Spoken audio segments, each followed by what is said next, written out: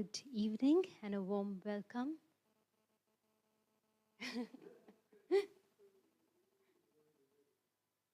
Can you hear me now? A good evening and a very warm welcome to all of you to be here on a Tuesday evening. And today as a speaker we have Sister Indu Gulliani, who is from Leicester, and she's going to do the talk from Leicester today. So she's been in part of spirituality for over 40 years now, and she started her journey from Africa and then Global Cooperation House, and now it's a big center in Leicester, and she's handling the activities there. So we'll see her, and over to her for this beautiful topic, the spiritual boomerang karma. Thank you.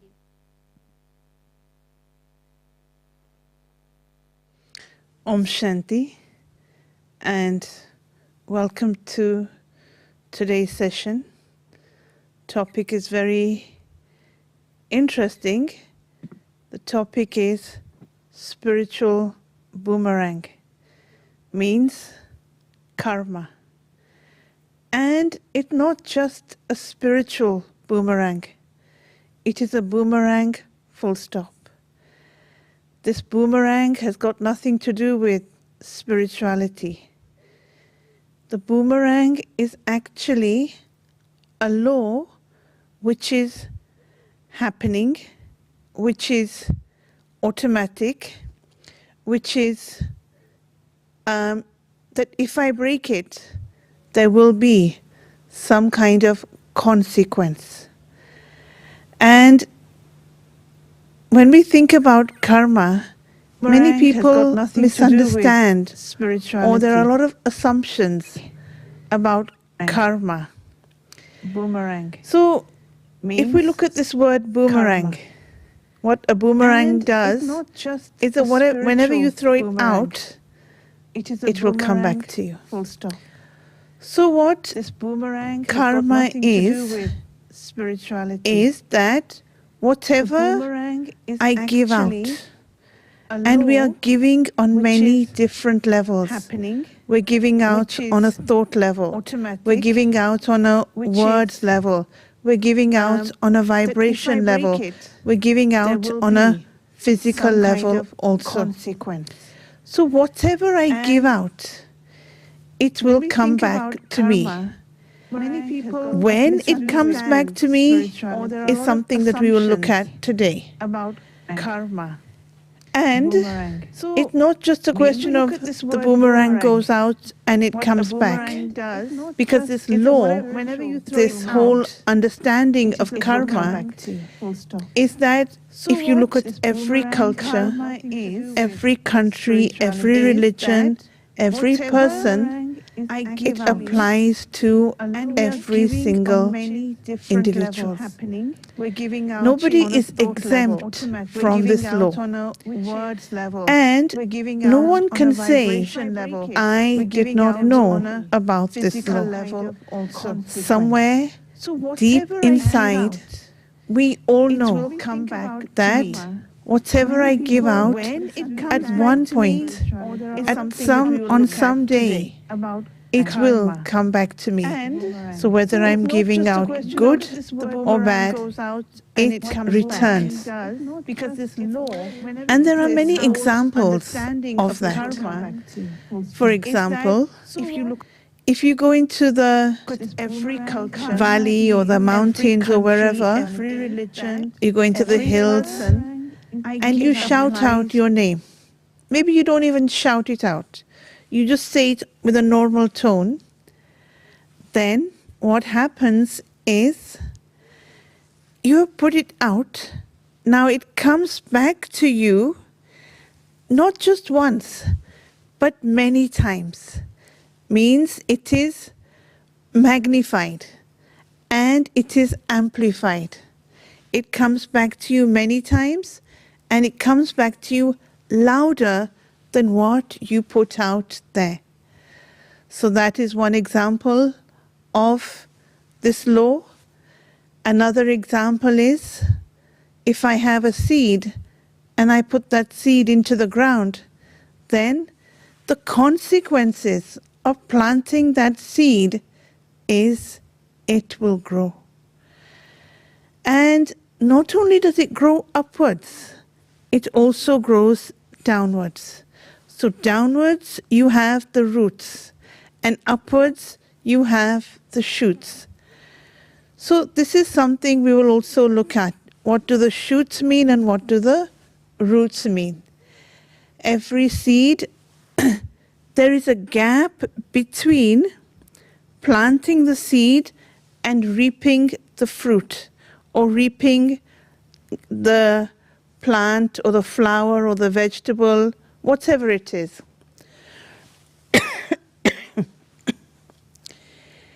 So, even if I have a ball and I throw it against the wall, we can look at it scientifically, because that tells us that for every action, there is an equal and opposite reaction.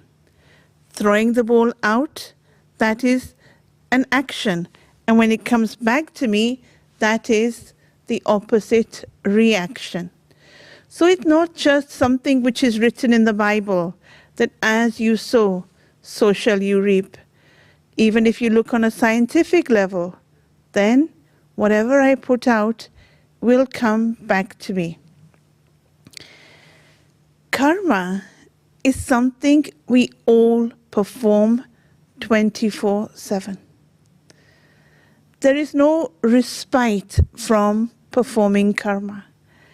And sometimes when people say, oh, I have to do multitasking, we are all multitasking. How? Anything that ends with ing is a karma. Sleeping, talking, thinking, walking, these are all karmas. Many people think that walking is the karma, but they forget thinking is also an action. And so we are multitasking. Now I am here, I am sitting. Whilst I am sitting, I am speaking, I am thinking. I could also be listening to something. I am also seeing. So it just looks as if I'm sitting, but actually there is a lot more happening. 24/7, even when I'm sleeping, karma, it's an action, I am sleeping, at the same time there are thoughts happening.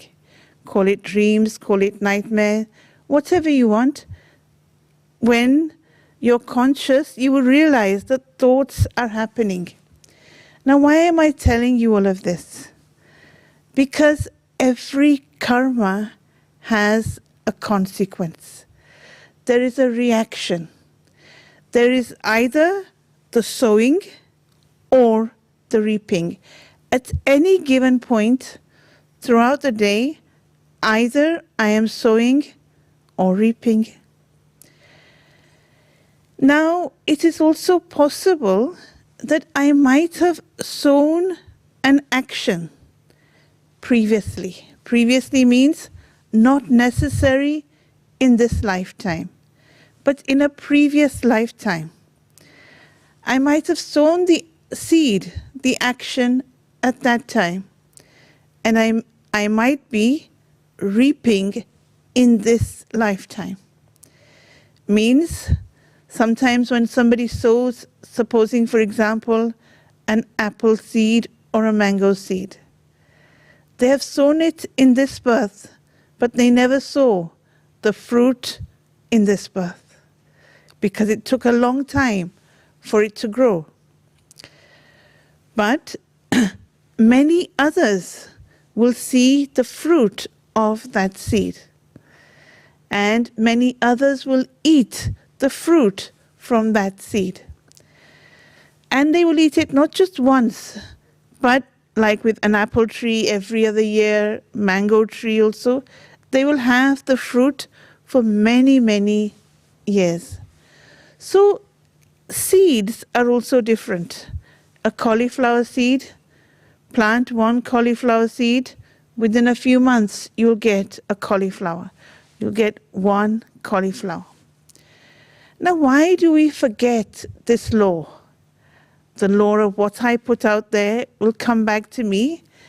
The reason we forget is because between planting and reaping, there is a gap. Sometimes the gap might be a short while, sometimes it might be years. And because of this gap, we think we can get away with murder. We think, well, oh, nothing happened. I did something to somebody, I insulted them, I disrespected them, nothing happened, nobody said anything to me, I wasn't punished in any way, and so we feel we can get away with a lot. But I have sown an action, maybe I have insulted somebody, and I will reap the consequences of that action, but I might reap it within 6 months, within 6 years, 60 years, or after 6 births even. And so karma is actually an expression of the self. Karma is an expression of what is happening within my thoughts. If my thoughts are negative, my thoughts are degraded, my thoughts are waste, my thoughts are repetitive, each thought is an action. And each thought receives a consequence. Each thought is actually the seed. And that seed, once it's planted, means once I've created that thought, there will be reaping. So karma is an expression of the self. We express ourselves through our thoughts, words, and actions. Sowing and reaping happen on 4 different levels. And those 4 different levels, every single person in the world has those 4. So the sowing and reaping can either be on a mental level, means the mind. It can be on a physical level, through this physical body. It can be on a financial level, the wealth that I have or I don't have. And the 4th is a relationship level. It's within these 4 that I'm either sowing or reaping. I sow with these 4 and I reap with these 4. So for example, let's take the physical level. Supposing somebody is suffering a physical illness, then what would you call that? Would you call that sowing or reaping? And I know for a fact that instantly many of you will understand it is reaping. The physical illness is the reaping of actions which I might have done not only in this birth, but in previous births also. It's very interesting that no one can remember their past births. Not only is it interesting, it is a necessity. It is like a safety net for us. Most people are not able to cope with the past of this present life.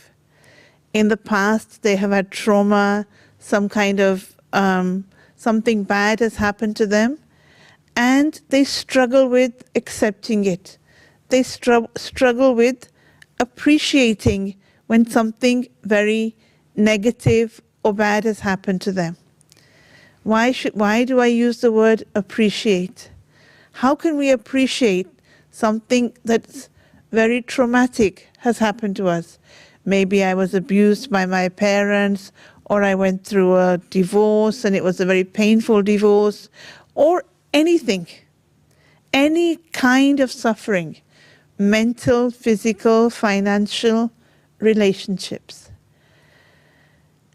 On one side, it's happened. And so actually, it's not even a question of acceptance. I have no choice. I have to accept it. It's happened. But how many of us appreciate what has happened? Because spirituality teaches us, today we're talking about spiritual boomerang, so spirituality teaches us a higher level. Acceptance is not a choice. For example, if somebody has cancer,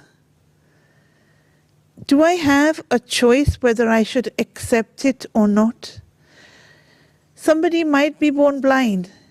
Is there a question of acceptance, or the opposite of acceptance is rejection? I have no choice. We have to accept.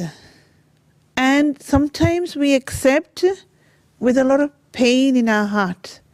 We accept with a lot of mental suffering that look how bad things are. And within this mental suffering, we create what is called victim consciousness. And in victim consciousness, we say, poor me. We draw other people's attention towards ourselves when we're feeling sorry for ourselves. When I'm feeling sorry for myself, that look at the situation I'm in, it's so bad, it's so heavy duty, it's unbelievable, nobody else has it as bad as I do. So when we're feeling sorry for ourselves, at the same time, there is also a lack of self-respect. Look at any victim. When there's that victim consciousness that I am the victim and somebody else is the bully, circumstances are the bully, then there is no self-respect at that time. But we need to come out of that victim consciousness. And what is the opposite of victim consciousness is we need to learn self-mastery. And this is what karma teaches us. Karma teaches us that I am my own master. Maybe, for example, I am my own master when I sow the seed, and whilst I am reaping, at that time also I am my own master. Self-mastery leads to self-realization. When we think that I am the master means I am responsible. I am the master doesn't mean I can give orders to somebody. I am the master of what? We are the master of two things. Firstly, we are the master of our thoughts. When someone says, oh, so-and-so is very creative, or I'm very creative, the reality actually is every single human being in this world is creative. We all have the power to create thoughts. And we are creating thoughts non-stop. 24/7, we are creating thoughts. The quality of our thoughts will differ. In the morning, within 5 minutes actually, I can have a positive thought, I can have negative thoughts, I can have waste thoughts, I can have necessary thoughts within 5 minutes. But I forget, or I don't have the habit of realizing that each and every thought has what is called a consequence. Sequence, consequence, seed, fruit, echo. What I put out there comes back to me. That's what an echo is. And so we use this physical body to express our experience. Let me give you an example. The purpose of life is actually these two words: experience and express. And this is what we are doing all day long. Whatever experience I have, be it hurt, be it stress, be it happiness, be it whatever it is, whatever experience I have, at some point, somehow, I will express what I have felt. And so earlier I mentioned that the seed grows two ways. There is the roots plus the shoots. So what are the roots and what are the shoots? The roots are deep. The roots are not visible. The roots are even sometimes quite ugly. I have never seen anybody appreciating the roots of a plant or a tree or anything. We don't go to see the roots. We go to see the tree, the flowers, the shoots, and we appreciate their beauty. But that beauty would not have happened if the roots had not been there. It's the roots that are watered, not the shoots. So what are the roots in our mental state of affairs? The roots are our experiences. Whatever I experience, it needs expression. So for example, if I experience hurt, how does that hurt get expressed? Supposing somebody tells me a lie, and I find out that they have lied to me, I get to know about it. So that is the action that they have performed. Now, what is my reaction? What they get as a consequence of their karma is their lookout. That's their affair. But now my reaction. If there are many different reactions I can have to this situation, this is what it will be called. It will be called a situation. So they have lied to me. My immediate reaction is hurt. It's option one. Yeah? I will feel hurt. I will feel betrayed. I will feel alienated from that person. And so that hurt is literally a millisecond. And the expression, roots are the experience. Now the expression, the shoots are what is visible, what everybody can see, and the expression may be anger. That we don't even realize, why am I getting angry? I am getting angry because I have experienced one small moment, 1 millisecond of hurt, and that causes an outburst. That outburst might last for 5 minutes or 5 hours. But the hurt was a millisecond. If there was no hurt, put yourself in that situation again. And now use self-mastery. Somebody has lied to me. Somebody has insulted me.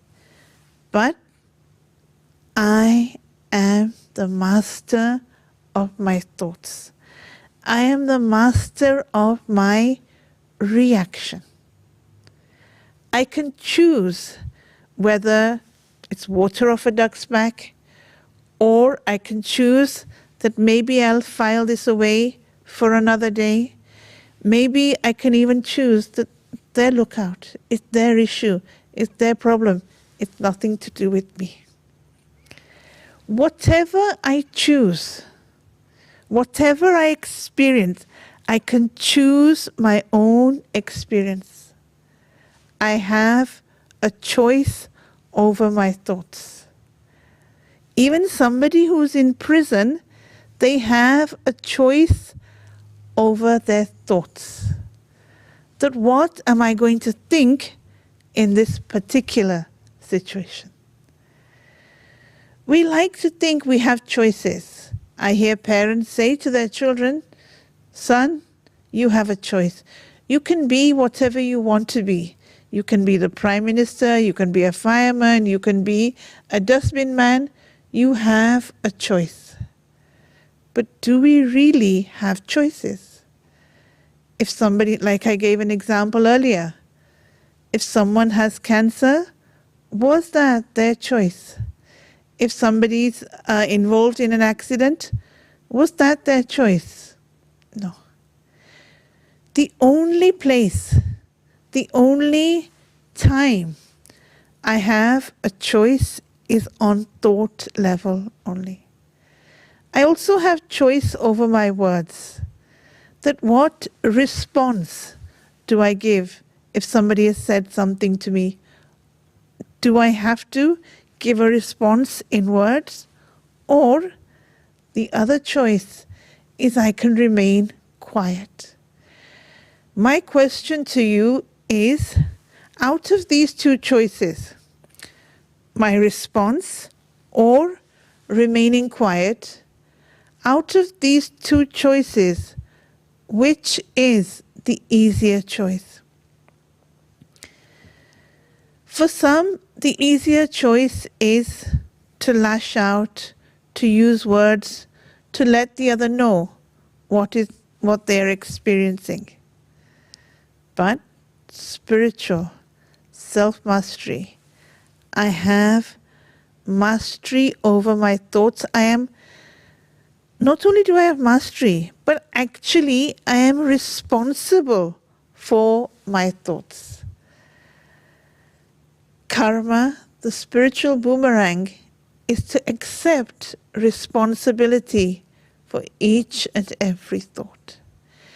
So whatever habit I create, lashing out in anger, whatever words I use, then those words also have a consequence. Supposing somebody has said two negative words to me. For example, somebody said, oh, you're so stupid. Two words, you're stupid.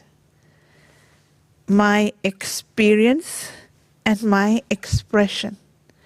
Often when somebody says two words, then the habit or the reaction that we normally have, they said two words, I will give them a mouthful. I will put them in their place. I will let them know who's who around here. I will have the final say. And so our reaction is we say 4-8 words back. Now what has happened in this is I have created what is called a karmic account. They said two words. I am now saying 8 back. So now who is in debt? I have given them more than what they gave to me.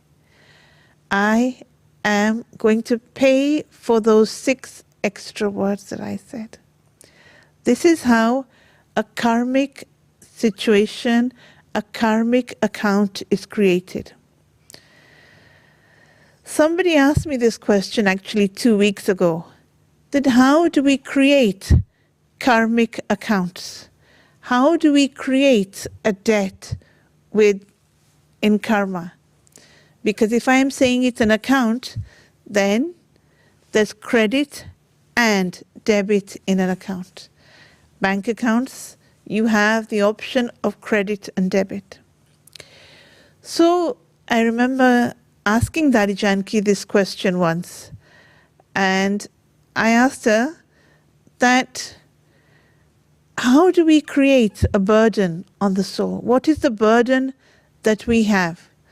The person who asked me a couple of weeks ago, they asked me the question, how do we create an account? How do we create a debt? And the question I had asked Dadi maybe 16, 18 years ago was that how do we create a burden on the soul? What is the burden that the soul has?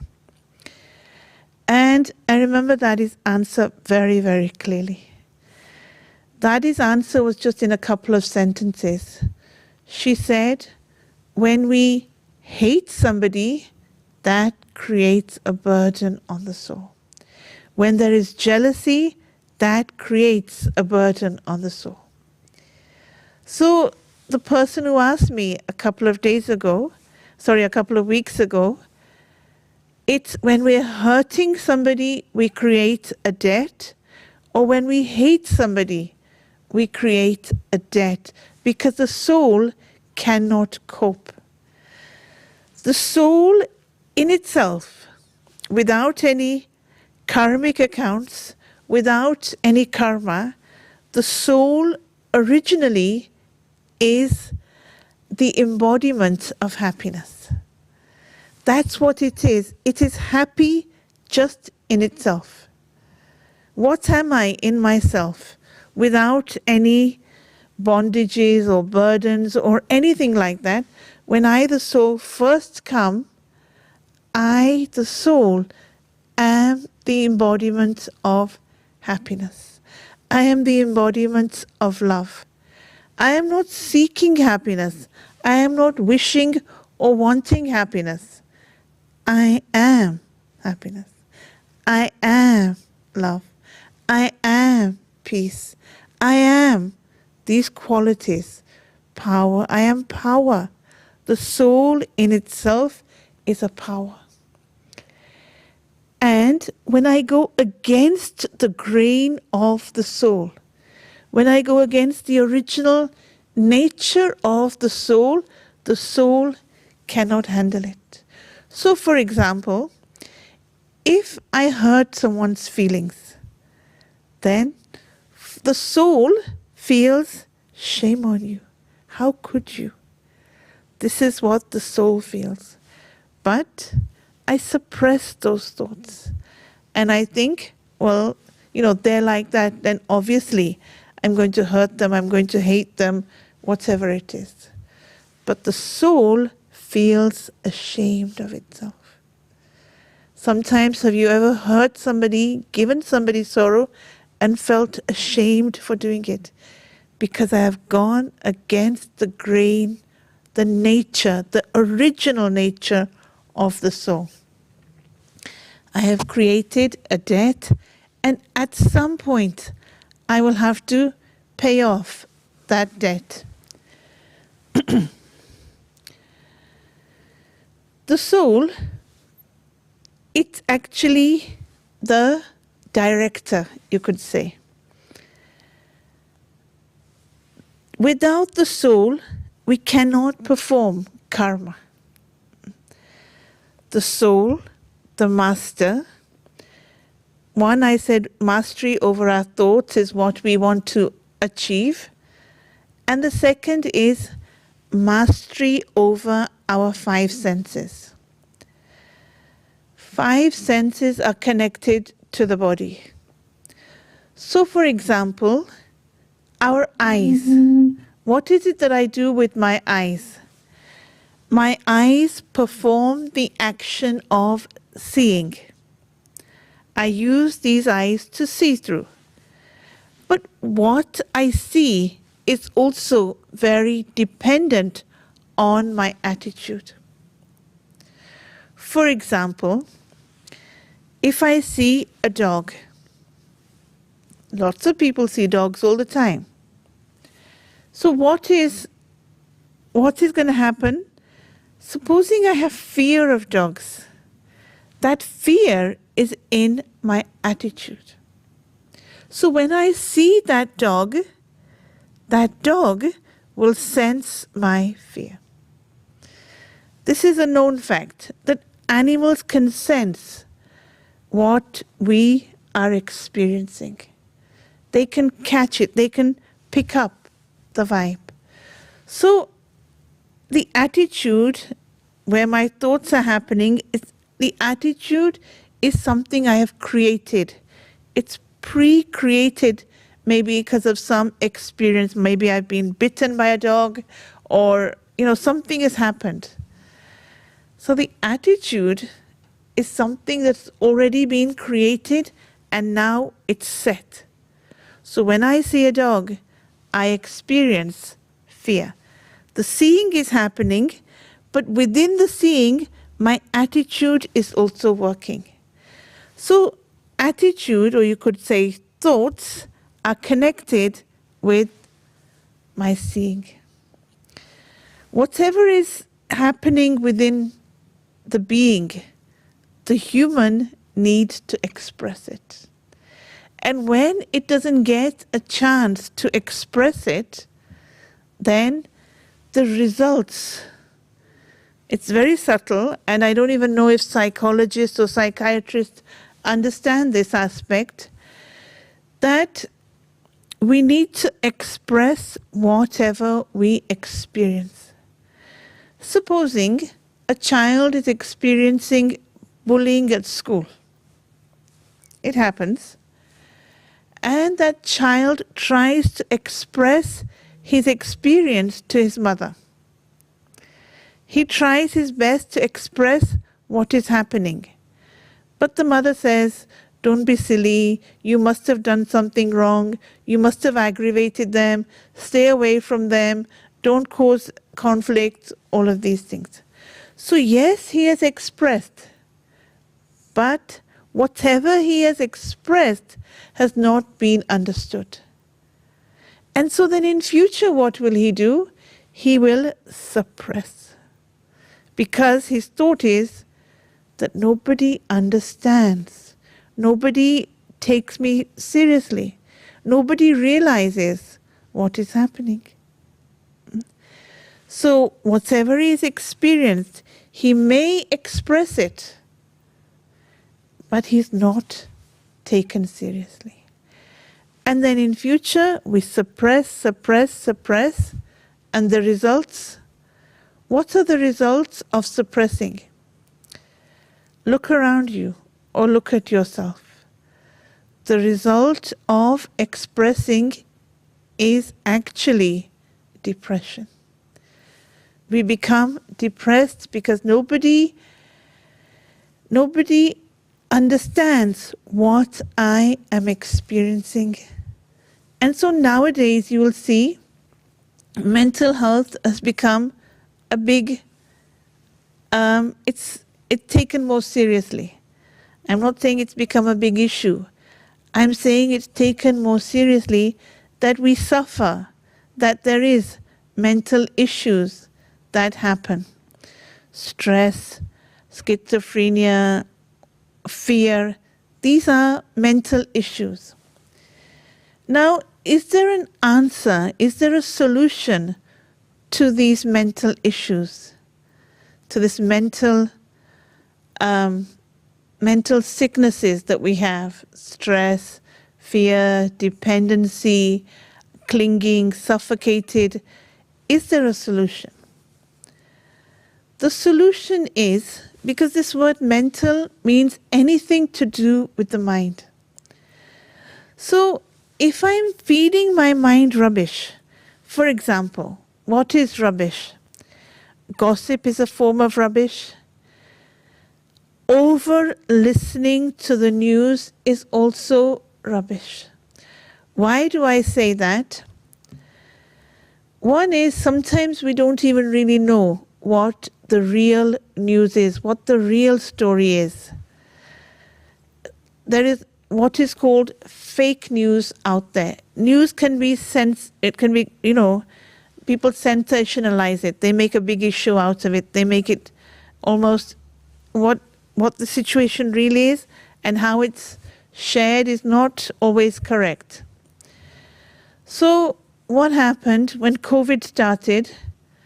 There was one person, and I would see that person daily, and the only thing he would talk to me about was, the death toll has risen, this was on the news, that was on the news, this happened, that happened.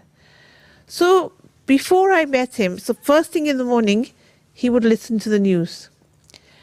And this went on for some time. And I'm like, yeah. Because I listened, but it was like, it didn't penetrate the numbers that he was giving. So many have died. It was sort of, I'm listening, but I have to use my reaction. I'm hearing words. The words are not positive. The words are not powerful.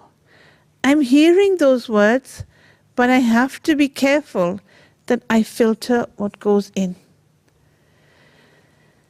Things can go in on many different levels. Mental level, hearing level, seeing level, whatever we see, that also goes in. That image of what we see, it leaves an impression. So things are going in, even whatever I consume, it's going in. Whatever goes in has what is called an influence. That is where this word influence comes from. In. It's gone in, it now has an impact. So the intellect is part of the being. The intellect works like a filter. In all of our kitchens, we have what is called a colander. Means you can put something in it, and what you need stays, and what you don't need goes out. So this intellect that we have is also actually a colander. I can decide, this is where I have choice, I can decide what I want to keep, and I can decide what I want to discard. Means it doesn't remain with me. So now going back to this story of somebody daily telling me what's going on, and I would listen. It's not that I wouldn't listen, but I would make sure, means something good is also going in. Good doesn't just mean positive news. Good means that which is truth. Means it cannot be, the truth is something that cannot be changed. The knowledge that we receive, I am a peaceful soul. I am a child of God. This knowledge, this fact, cannot be destroyed or changed. So many died in COVID, it will change every day. So is it truthful? Okay, then does it serve a purpose? Is it necessary? You can say, well, yes, I should know what's going on in the world. I should know what's happening out there. I shouldn't be ignorant. I shouldn't have my head in the clouds. I shouldn't bury my head in the sand. Yes, okay. I need to be aware of what's going on. But do I need that detail? Do I need that listening to the news for hours on end? Do I really need that kind of? Because what is the news doing?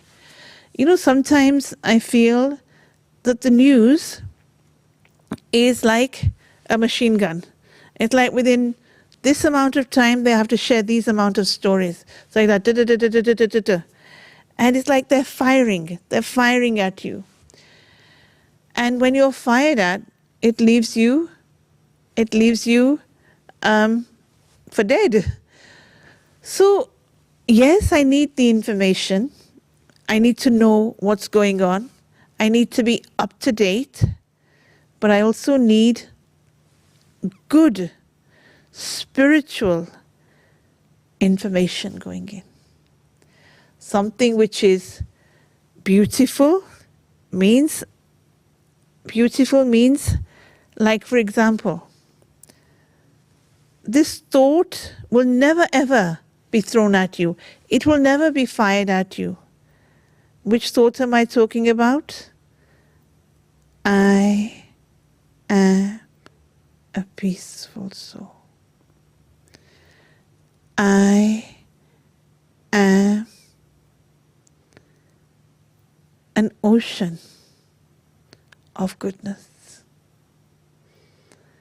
I have so much good within me. I have access to my reality, which is originally good. When I access my inner goodness, when I think about the good that's within the soul, then, because that's what I'm thinking about, that's what I'm experiencing, what will my expression be? Whatever I experience needs expression. I am experiencing the good that is there. Yes, it's hidden. Yes, it's covered. But I've made the effort to access that good. When I access that good, then that is what I will express. Purpose of life, experience and express. Whatever I express is what's going out there. And whatever is going out there is what's going to come back to me. So, one is, I have made the effort. It's like, within all the work that we do, cleaning is one of the hardest. Cleaning is, oh my God, it's like, for some people it's a heavy duty to, clean the whole place. But cleaning brings a satisfaction. When the place is clean, you feel so good. So the same applies to the soul. I have to clean. I have to scrub the layers that are hiding my original goodness. Sometimes the dirt is like it's been there for many, many years, many, many births. So it takes more hard work to clean. But once you've worked on yourself, you've accessed that, yes, I am powerful. I am beautiful. I am knowledgeful. You access that good. You express that good. Whatever you're putting out, that's what's going to come back to you. So your own inner goodness. Then what comes back to you? Then the third is the most powerful of all. Is that goodness that you have accessed, it's that goodness that allows you to access God. If I don't access my own inner good, I cannot get access to God. I will never experience God. I will never feel God's love. Because I'm just using my own negativity. We cannot deny the negativity. We cannot deny that it's not there. It's there, but it's something that I mustn't, or it's something that doesn't need focus. It doesn't need more energy.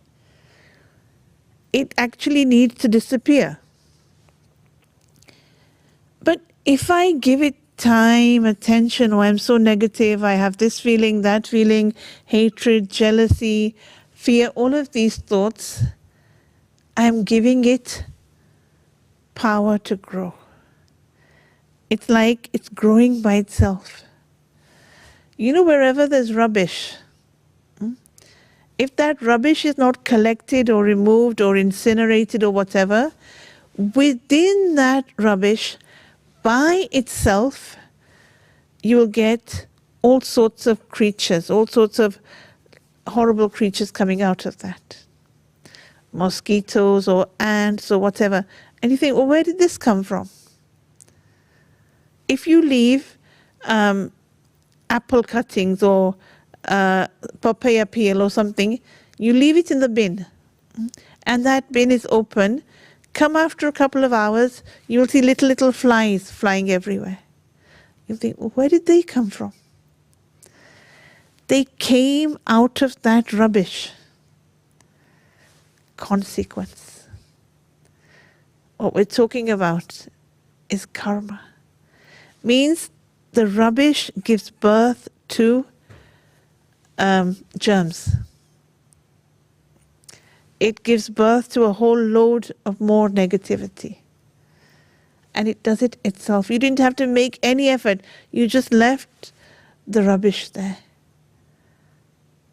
So when there's negativity within me, and I just leave it, I think, oh, it's okay. I can't help my negative thoughts. They are what they are. Out of that negativity, out of that waste, negativity takes birth. So now the story that I haven't completed, that person is giving me this news every day. And I'm saying, is this what you just what you just watched? Yeah, they said, I listen. First half an hour in the morning is whilst I'm getting ready, I'm listening to the news. And I said, congratulations, well done. After a while, what happened? After a couple of months, this person's health deteriorated. And I said, what's wrong? They said, I don't know. I feel down, I feel low, I feel not good enough, I'm feeling this, I'm feeling that. I said, have you been to the doctor? He said, yeah, I've been. The doctor says there's nothing wrong.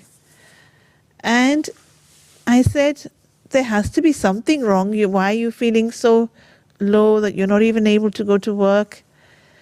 And then after some time, a couple of weeks or something, he stopped watching the news. He said, this news is doing my head in. I said, I'm glad you realized. If I had told that person, they would have thought that, what does she know? What does she care? She doesn't even realize what's happening out there in the world. We need to know these things. So they wouldn't have accepted that if I told them, don't watch this news for half an hour, 1 hour. 5 minutes is sufficient. 10 minutes max. It gives us sufficient to know what's happening out there. And then don't discuss it so much, because that is also karma. Rather than discussing which one is right and which one is wrong, whether Ukraine is right or Russia is right, rather than discussing, let's send out vibrations. Let's send our good thoughts to that place and not favor one place over the other. That Russia is this and Ukraine is this. No. Whoever is in that situation, this is also a karma. Whoever is in that situation, they all need peace. Russia also needs peace. Ukraine needs peace also. Because if I favor one over the other, then it's like favoritism. Am I rejecting the souls of Russia and favoring the souls of Ukraine? They are also human beings. Ukraine, they are also human beings. I cannot judge who is right or wrong.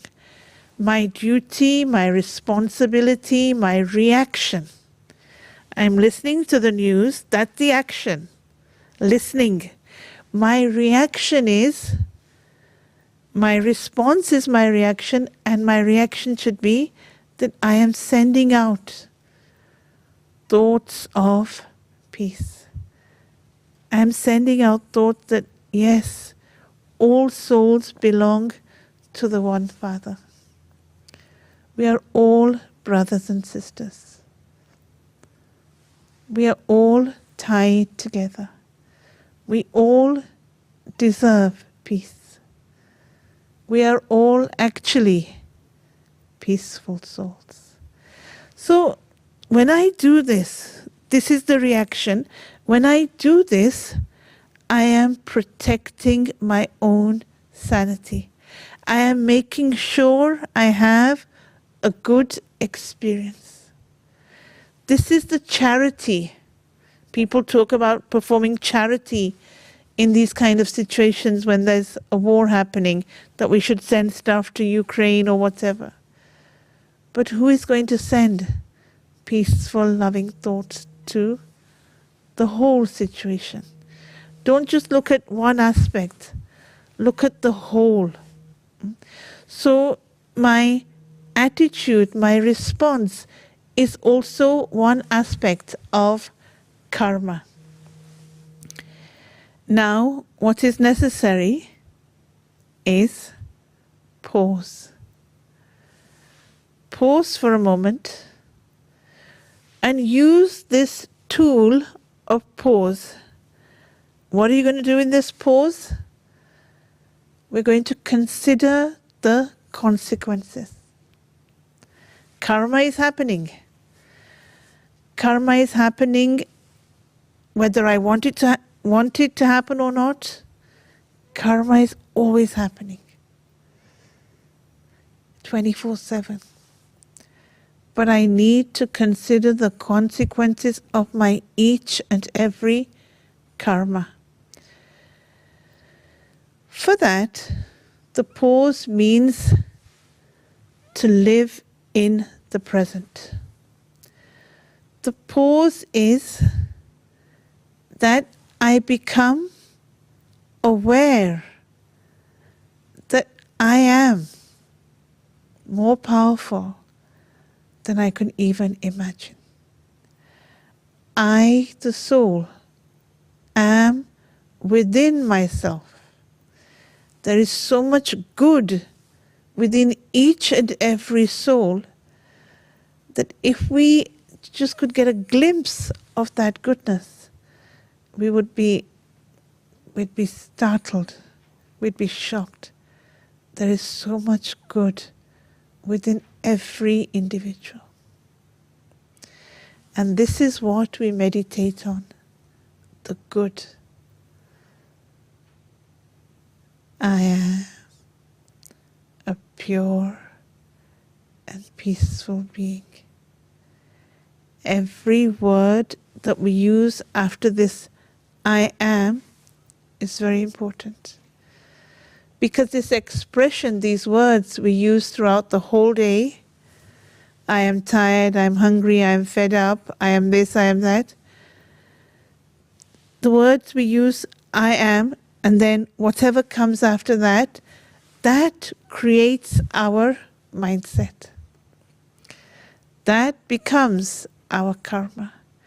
I am hungry, I am fed up, I am sorry, I am this, I am that. Always check what word is coming after the I am. I am a victim or I am a master. Always I am comes first. So decide, what am I? Who am I? I am power. I am pure. I am bliss. I am happiness. This decides my experience. My experience determines my expression. My expression is what I give out, and that is what comes back to me. Sometimes you might have had a conversation with somebody, and within that conversation, 5, 6 times, they'll say, oh, I'm so tired, I'm so this, I'm so that. It tells you where they're at. So it also means I need to look at myself. Where am I headed? Who am I? And in which direction am I going? The roots and the shoots. This is what I need to check. Om Shanti. Thank you.